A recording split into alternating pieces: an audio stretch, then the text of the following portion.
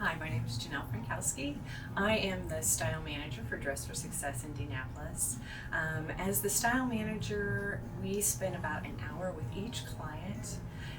We provide them with any kind of clothing and professional items that they may need for interviewing, and then once they get a job, they can come back and we do another hour with them as part of their 2-hour appointment, and we help them get anything that they may need for work. And that can be anywhere from healthcare, so scrubs, those sorts of things, to business casual pieces that maybe they have a front desk type of position where they're greeting and working with the public. So we try to offer a variety of pieces that not only they can use for professional wear, but also maybe transition into their personal life too. We try to think about the fact that they're going to need pieces for all sorts of things, so we try to keep that in mind when we also help them shop. It's not really about us picking items for them, it's about them finding things that work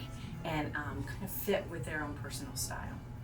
A typical day, that's kind of an interesting question because for us as a staff, if you would ask any of us, every day is a little bit different, and that is because we work with such a diverse group of individuals.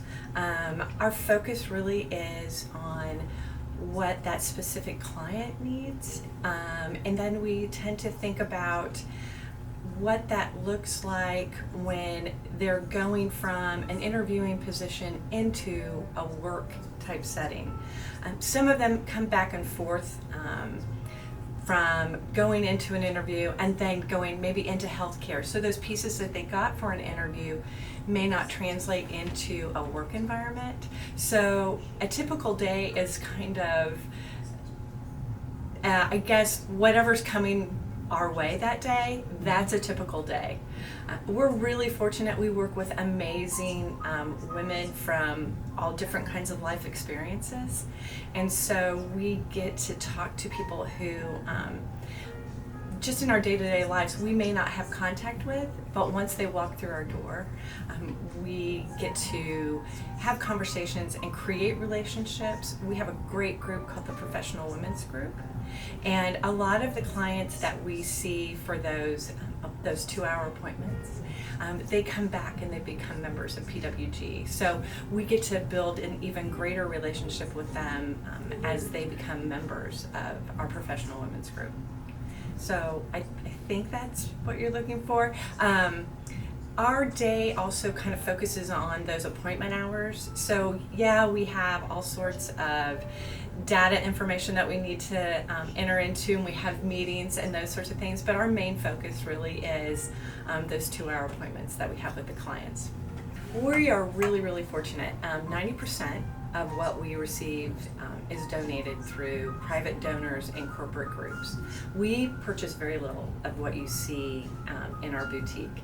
So as we look at the diversity of the community that we're seeing, we're very fortunate because we have donations that allow us to do that pretty easily. We are starting to see more transgender and non-binary clients. We're also seeing clients who are re-entering from being incarcerated.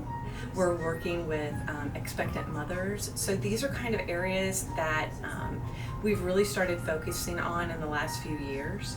And we're really fortunate that we get those donations where we can not only meet the needs for them going into an interview, but also providing them with items that they may need just even in their personal lives, especially for those who are coming out of incarceration and are re-entering into a workforce and actually into more of a society situation. So they may need things from everything from undergarments to toothbrushes.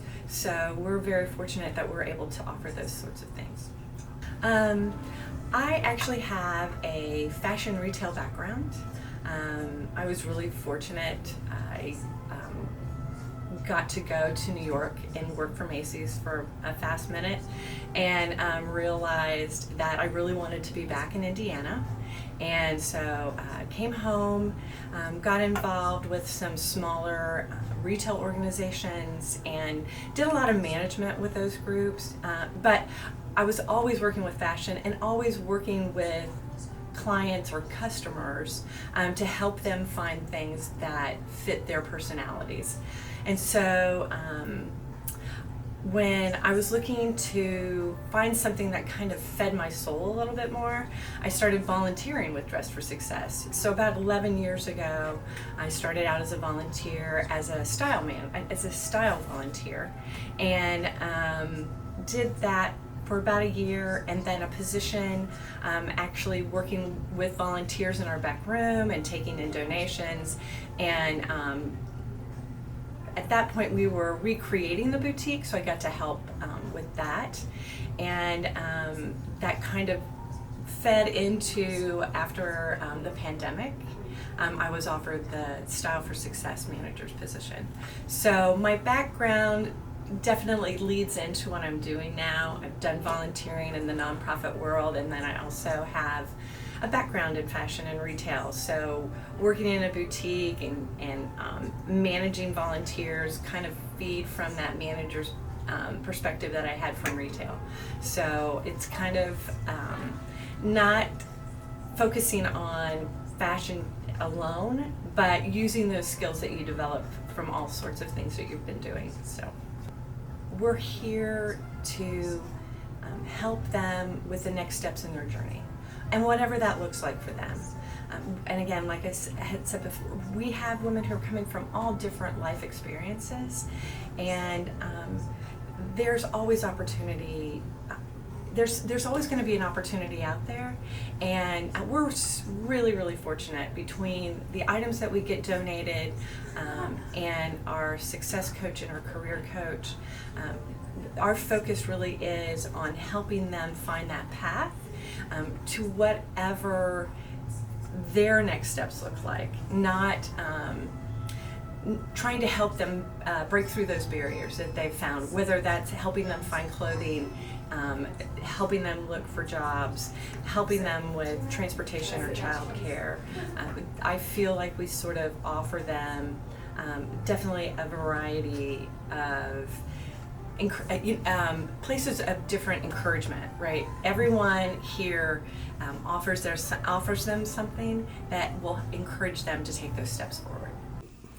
Hello, my name is Shirley Thomas, and I am the Success Coach Program Manager here at Dress for Success Indianapolis.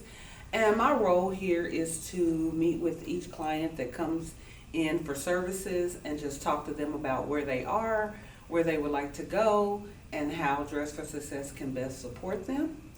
My motivation for what I do is I understand that sometimes ladies are in difficult places in their job search or even in their career path, and for me to be able to connect them with resources that would eliminate barriers or obstacles to them being successful and obtaining economic independence is the reason why I do what I do every day. And I'm Charli Downton. I am the Career Development Coach and Marketing Liaison at Dress for Success Indianapolis. And there's a lot of services that kind of happen in my office that I oversee. So to just kind of list a few that our women get to take advantage of, we do resume work and interview work, personalized job searches and hiring events, multiple financial literacy and professional development kind of trainings, leadership trainings, LinkedIn trainings, and we are really excited to actually announce we are doing digital literacy this year as well to give our ladies access to understanding computer basics and kind of figuring out the technology that we're using today.